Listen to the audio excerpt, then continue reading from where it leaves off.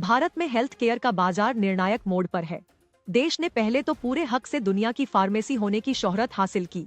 अब यह एक नए युग की देहरी पर कदम रख रहा है, जिसमें जोर एक्टिव फार्मास्यूटिकल इंग्रेडिएंट यानी एपीआई में आत्मनिर्भरता हासिल करने पर है।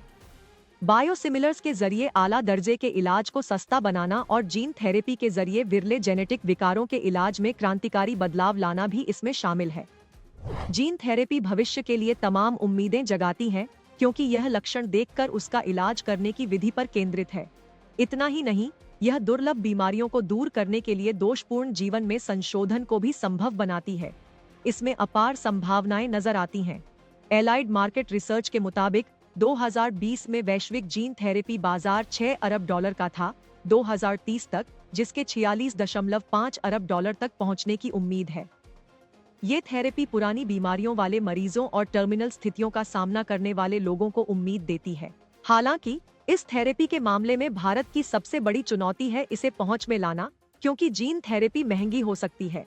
इस पर 20-30 लाख का खर्च आ सकता है। इसीलिए समय रहते जीन थेरेपी को किफायती बनाने वाले कदम उठाने जरूरी होंगे। भारत ने चीन से एपीआई आयात पर अपनी निर्भरता को कम करने की चुनौती उठाई है। अब भारत के एपीआई बाजार का 8.3% की दर से 2023 में $12.6 अरब से बढ़कर 2028 तक $18.8 अरब होने का अनुमान है।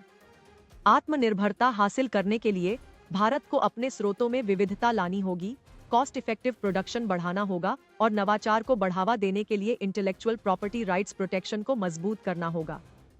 ये परिवर्तन केवल आर्थिक विकास के बारे में नहीं है, बल्कि वैश्विक व्यवधानों के दौरान महत्वपूर्ण दवाओं की निरंतर आपूर्ति सुनिश्चित करना भी है।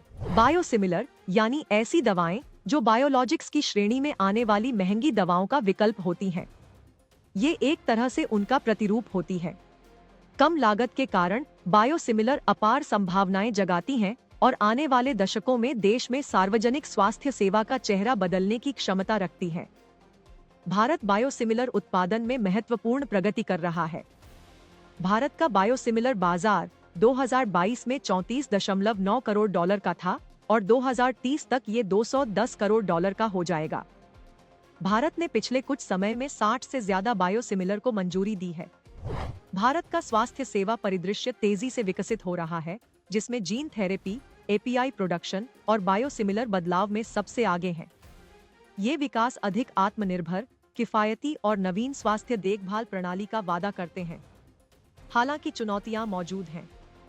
इन क्षेत्रों के प्रति भारत की प्रतिबद्धता उसके नागरिकों और वैश्विक स्वास्थ्य देखभाल समुदाय दोनों पर गहरा प्रभाव डालने की क्षमता रखती है।